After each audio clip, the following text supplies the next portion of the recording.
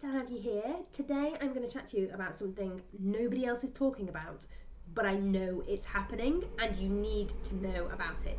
So if we haven't met yet, I'm Lucy Wheeler, known now often as Lucy Legal. I run an online template shop and legal membership for entrepreneurs. And I want to talk to you about why you're so worried about failing. Because I know you feel this way, because I often feel this way too. And I work with some of the leading entrepreneurs in the world, and they feel this way too, but nobody is talking about it. And I'm talking about a specific type of fear, and that's the fear of not being good enough and being judged by other people. And if you're an entrepreneur, this is a standard fear. You are going to feel worried about this, but you've got to learn to move past it, because otherwise you are going to stay stuck, not doing what you want to do, not sharing your message with the world.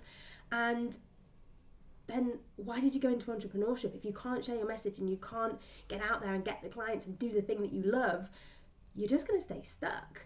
But I've got a couple of points here for you, which is going to change everything. So let me get into them. Now, fear often shows up in different ways for different people. For me, it massively shows up in procrastination. So I know if I'm procrastinating, it's because I'm worried about moving forward to that next step. I am worried about taking the leap. I want things to be perfect, so I almost self-sabotage and I don't do the thing I need to do, because this is a weird thing. And if you do procrastinate, you will get this if you are a procrastinator, because it's almost like saying, well, if I don't put my all into it, then it was never good enough, and therefore people aren't not liking my best effort. They're just not liking this version that they've seen, but it wasn't my best thing anyway. But it's ridiculous when we think about it, because we really want this thing. We really want to get our idea out into the world and to help people. And I think that a lot of people don't talk about the feeling you have before a launch. So part of the reason I'm filming this video right now is because I am I'm in launch mode, if you like, which means basically I am bringing out a new offer to the market this week. Now, there's a lot of criticism, especially in the online space, about launching or evergreen models, and people say, oh, you should run an evergreen model. Evergreen means that something is available to purchase all the time. There's a launch model where people bring it out, they apply scarcity and say, this is only going to be available for a while, get it now, join this course now, we all start together on the Monday, get it now, or it disappears. And it kind of did work at one point, this launch model, in terms of like people jumping in and getting a great deal because they thought things were going to go away. But then people realised that not everyone was an ethical marketer, and not everyone did what they said they were going to do. Now, it's actually the law that you are really clear about what you sell and when you sell it, and the deadlines around when an offer expires and when bonuses go away and when the price is going to change. It's a legal requirement that you tell people about that. You're not permitted to let people in through the back door. But people do. So people will close the doors. I mean, it's online lingo. So if you're thinking, what is she even talking about? What are these doors? Like, I don't, Lucy, you've lost me.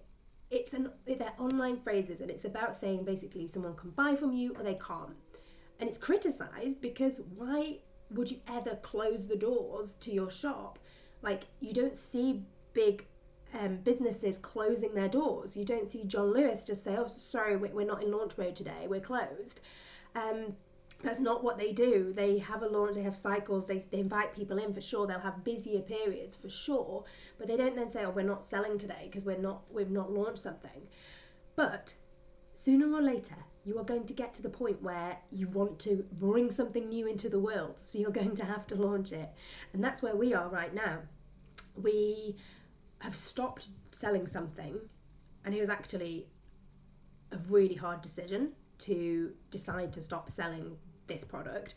It was a 33 grand revenue stream into the business, but I wasn't happy with it.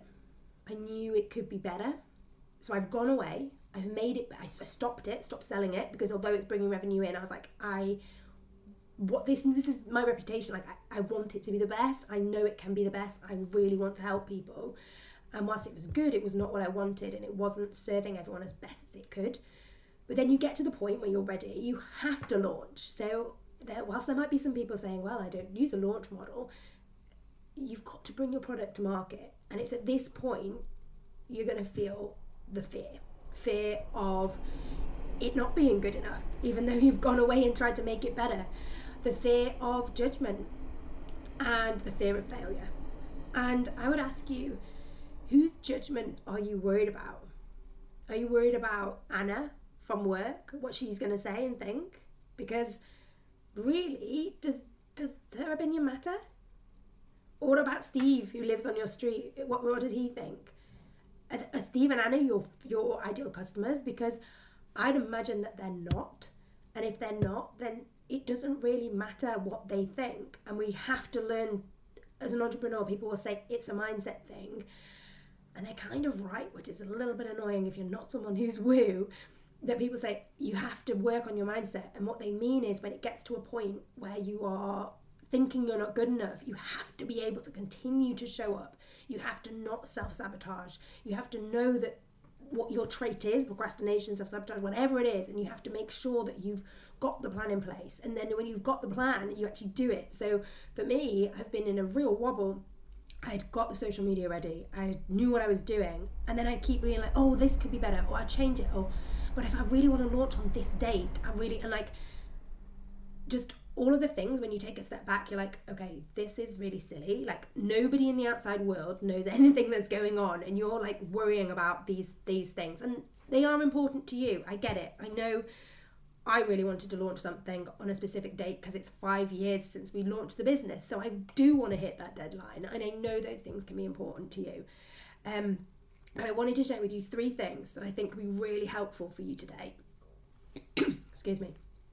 The first thing, if you are trying to launch something, is you can do this. And I know you can launch this because I know that you have created something incredible already. You are already running a business. You have already potentially got your PDF, your course, your it might be a membership, whatever it is, you've already created it, you've already done the hard work. Please don't let your fear at this stage stop you from making the money that you deserve and having the life that you deserve and the freedom you deserve by selling that thing because you're afraid. Because you've done the really, really hard thing. Do you know how many people actually set up their own business or even try? Maybe you are just doing it on the side at the moment and you've got a full-time job still. People don't do this. You are unusual. You are someone who is doing a great job. And if you've gotten this far, don't let that be a waste. Because if you only get this far, if you only create the amazing checklist, the PDF, the membership, the course, the program, whatever it is you've made, if you've only get to the point where you've created it all and you don't go on to sell it, then it's all been for nothing. And that is such a shame. So I firstly want you to tell yourself and really mean and believe it that you can do this. The second step is I want you to know that you can do hard things. You might be like, oh, that's so motivational. Like, how is that going to help me? It's going to help you because I want you to think of a time in your life where you've previously done something really hard. You can take that experience and draw on that and the feeling that you didn't think you'd be able to do it, and you can draw on that and know that you achieved that thing. So, for example, for me, I love being outdoors. I've climbed Kilimanjaro, and I did that by myself. I didn't know the group that I went with. I signed up. Friends were going to come with me. Work issues, they couldn't come on that trip. But I didn't drop out. I went and I climbed the highest freestanding mountain in the world, although it was really, really hard. I ran 6 marathons in 5 days across the desert.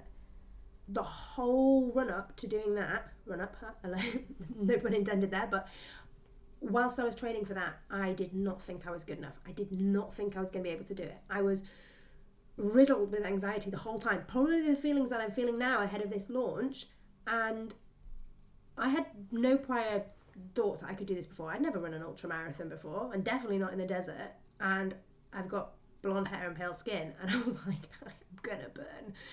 It is not gonna be nice. But I did it. I went trekking in the Arctic Circle, and that is a picture of me trekking. Like, I know I can do hard things, and I know you can too. And it might be they're like, okay, I've not done any of those adventures, that my things are literally just getting up in the morning sometimes when it's really hard. That counts. I did a post on Instagram recently, and I shared the hard things that I'd done, and I'd put being a mum on there, and people commented and like messaged me saying thank you for including that, because it's really hard and it's really scary. And if you've never been a parent before, whether that's as a step parent or adopted parent or any caring for any caring opportunity, it's really hard. So you can do hard things, whatever it is. Channel your hard, and know that you can do it. Okay. And the final thing I want to share with you before I go is that I have got a checklist if you need it for launching. If you are going to launch, and then make sure you grab our checklist so that you've got all the legals in place for doing your launch. Okay. You can do this. You've got this. If you want to share as well in the comments what your hard thing was and the hard thing you've done, then I want to celebrate you and that you can do this. So leave me a comment in the section below and let me know what you've been doing, what you're going to use to channel to tell yourself that you can do this. And don't forget to download that checklist. Speak soon.